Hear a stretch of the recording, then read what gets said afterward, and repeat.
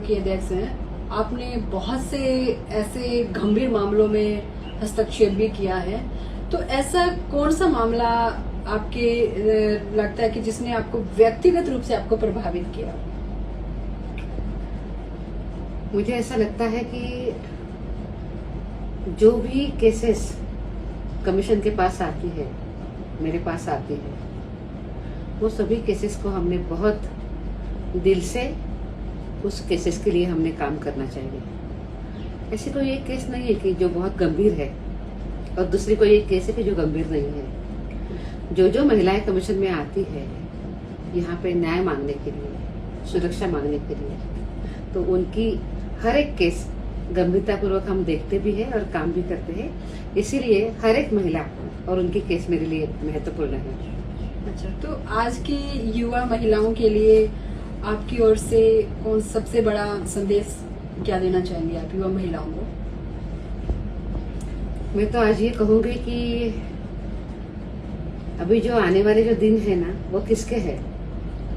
तो वो युवाओं के हैं। विश्व का सबसे यंग कंट्री के रूप में हम उभर कर आ रहे हैं। स्वाभाविक रूप में इसमें युवतियों की भी बड़ी भूमिका है। देश की हमारी जो महिलाएं हैं वो आज गांव से लेके गगन तक बहुत अच्छा काम कर रही है। हम अपने आंगन में रहते हैं, पर आंगन को संभालते हुए हम आसमां तक काम भी कर लेते हैं। तो बहुत अच्छी अपॉर्चुनिटीज हमारे देश में उनके लिए है। और आज तो देश के यशस्वी प्रधानमंत्री तो ये चाह रहे हैं कि महिलाओं के नेतृत्व में इस देश का विकास हो। तो स्वाभाविक रूप में महिलाओं के लिए चाहे शिक्षा हो, चाहे स्वास्थ्य हो, चाहे हायर एजुकेशन हो, इन सभी विषयों में काम करने की बड़ी अपॉर्चुनिटीज उनको मिल रही है। और उसके साथ साथ कौशल विकास के साथ साथ उनको अच्छी अपॉर्चुनिटीज यहाँ पे है। तो सक्षम महिला के रूप में युवतियाँ हमारी उभर कर आएगी। बिल्कुल, जैसे आपने अभी बताया कि महिला नेतृत्व तो आगे आए, उसके लिए काफी प्रयास किए जा रहे हैं। तो इस टाइम में राजनीति में प्रवेश की चाह रखने वाली महिलाओं को आपकी ओर से क्या सलाह रहेगी? क्या ऐसी सलाह देना चाहेंगे आप राजनीति में? मुझे ऐसा लगता है कि महिलाओं ने राजनीतिक काम करने के लिए आगे आना चाहिए।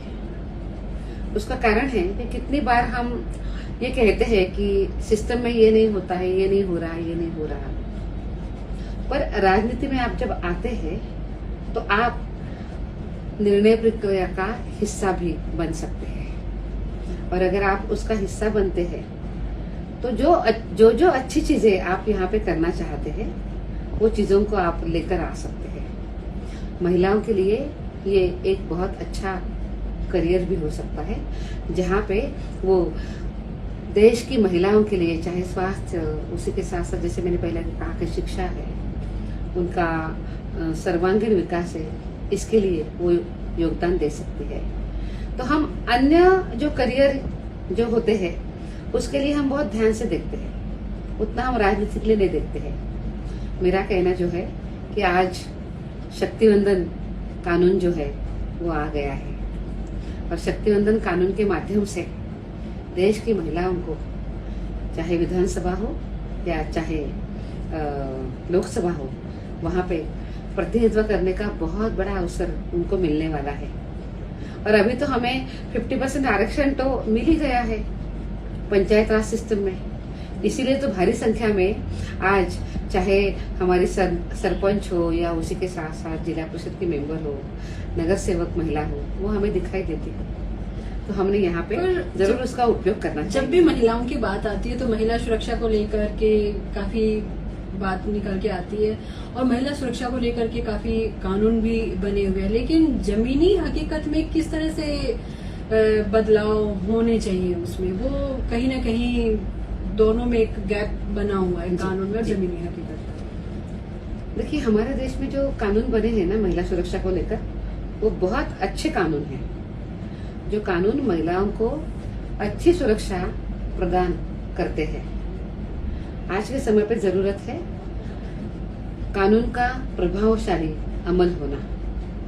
अगर कोई गलत है तो उस गलत व्यक्ति को सजा मिलना, और ऐसे एग्जाम्पल्स हमने समाज के सामने प्रस्तुत करना जिसकी वजह से लोगों का कानून के ऊपर, न्याय संस्था के ऊपर विश्वास और भी बढ़ता जाए।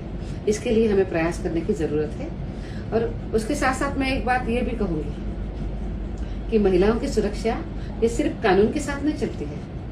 महिलाओं की सुरक्षा लोगों की मानसिकता के ऊपर भी निर्भर होती है। उस अच्छी मानसिकता को बढ़ावा देने का काम हमें करना होगा।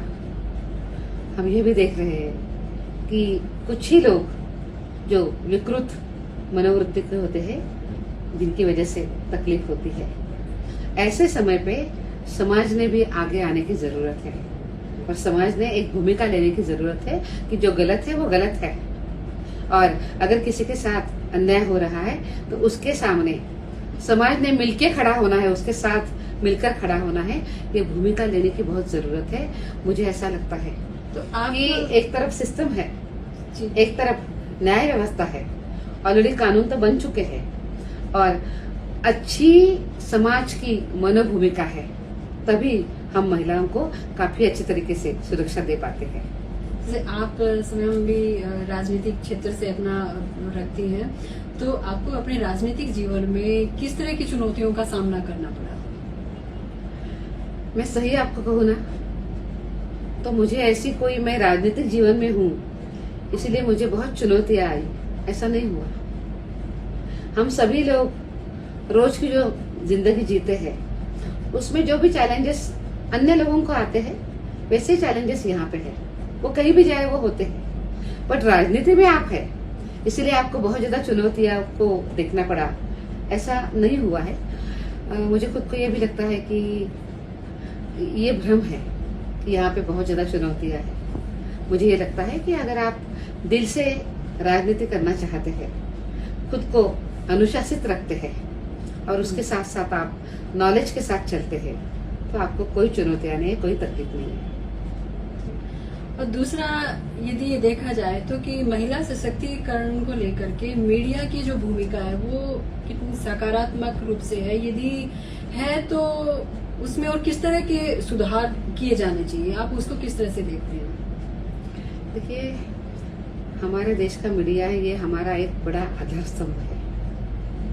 मीडिया जो लिखता है, जो दिखाता है, उसका सीधा असर लोगों के मन के ऊपर होता है। तो स्वाभाविक रूप में ये बहुत प्रभावशाली ऐसा ही एक क्षेत्र है।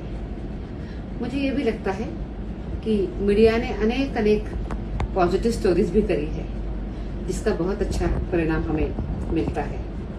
पर उसके साथ साथ मुझे ये भी लगता है कि इतना असरदार माध्यम होने के कारण मीडिया ने भी बहुत ही सोच समझ के भी न्यूज देनी चाहिए, जिससे समाज का मन जो है वो डिस्टर्ब न हो जाए, जिससे लोग पॉजिटिव काम करने के लिए आगे आए। इसके लिए भी हमने और भी ध्यान देते हैं तो अच्छा है। तो आप भी एक सामाजिक कार्यकर्ता भी हैं, तो जो महिला सशक्तिकरण की जो बात होती है, क्या वो शहरों तक ही सीमित है या फिर गांव, ग्रामीण क्षेत्र में भी उसकी एक बेहतर जमीनी उसकी तैयार की जा रही है? देखिए, महिला सशक्तिकरण ये विषय अब सिर्फ बड़े गांवों में रहा है, ऐसी बात बिल्कुल ही नहीं है। आज हम देखते हैं कि कहीं भी जाइए आप, मेट्रो शहर से लेके अगर आप गांव तक जाते हैं तो आपको महिला सशक्तिकरण के लिए जो हर संभव जो प्रयास है, जो देश के यशस्वी प्रधानमंत्री जी ने किए हैं, वो आपको दिखाई देते हैं। आज आप देखिए कि पढ़ने में बेटियों को बहुत अच्छी सुविधा है, मुफ्त एजुकेशन उनको मिल रहा है। उसी के साथ साथ हर गांव में सेल्फ हेल्प ग्रुप के माध्यम से महिलाओं को संगठित किया जा रहा है, उनको आगे बढ़ाने के लिए, लखपति दीदी बनाने के लिए बहुत प्रयास किए जा रहे हैं। और सबसे बड़ी बात, प्रधानमंत्री आवास योजना के माध्यम से आज घरों की मालकिन उस घर की महिला हो रही है। तो ऐसे अनेक कदम हम उठा रहे हैं। मुझे विश्वास है कि इस प्रयासों के साथ साथ हमारा महिला सशक्तिकरण का जो काम है वो इस देश में और मजबूत दिशा में हो रहा है। कई बार देखने में आता है कि राजनीति जो नेतृत्व है उसमें कुछ लोग संवेदनशील नहीं है, तो इसमें एक संवेदनशीलता का कितना महत्व है, और विशेषकर महिलाओं के संदर्भ में यदि देखें तो राजनीतिक जो नेतृत्व है उसमें संवेदनशीलता कितनी मायने रखती है, किस तरह से मायने रखती है? बहुत ही मायने रखती है वो। उसका कारण है कि जब तक आप संवेदनशील नहीं होते हैं तब तक आप लोगों को, उनके तकलीफों को आप समझ ही नहीं पाते हैं। राजनीति में आने वाला हर एक व्यक्ति, मैं तो ये कहूंगी कि और भी कोई हो, हर एक व्यक्ति ने संवेदनशील होना बहुत जरूरी होता है।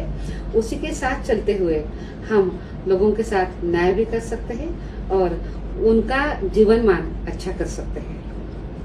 तो आपका आने वाला जो आगे का क्या मिशन है आपका, और आप अपने आप को किस और नई भूमिका में देखना चाहोगे?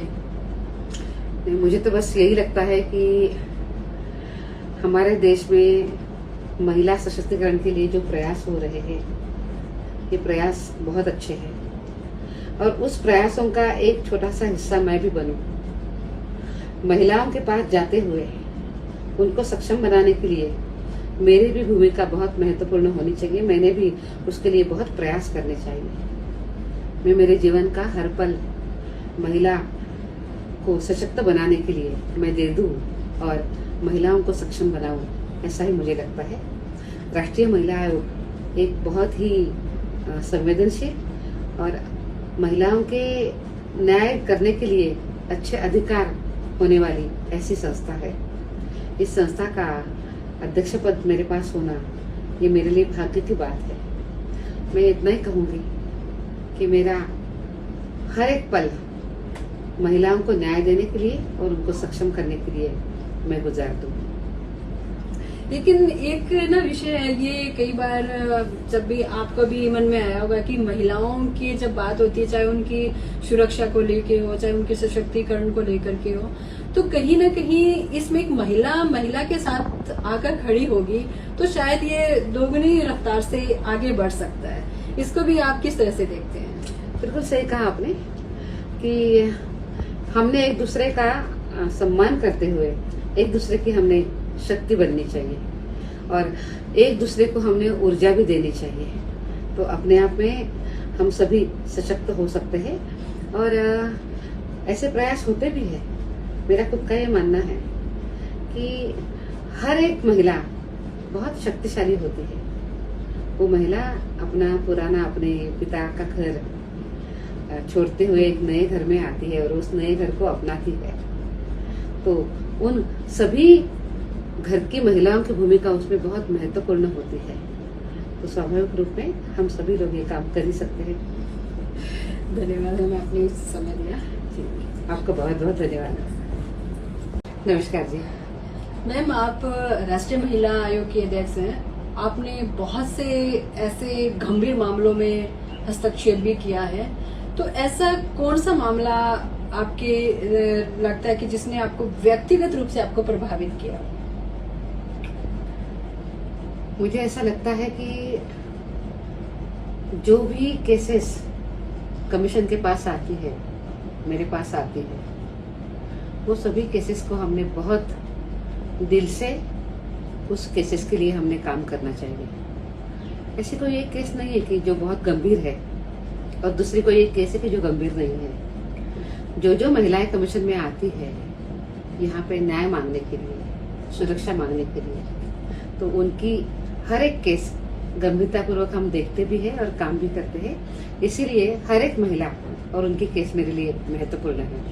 अच्छा, तो आज की युवा महिलाओं के लिए आपकी ओर से कौन सबसे बड़ा संदेश क्या देना चाहेंगे आप युवा महिलाओं को?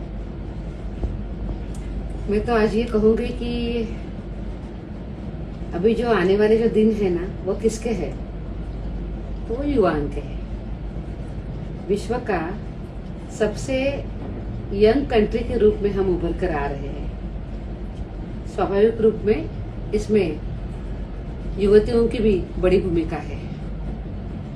देश की हमारी जो महिलाएं हैं वो आज गांव से लेके गगन तक बहुत अच्छा काम कर रही है।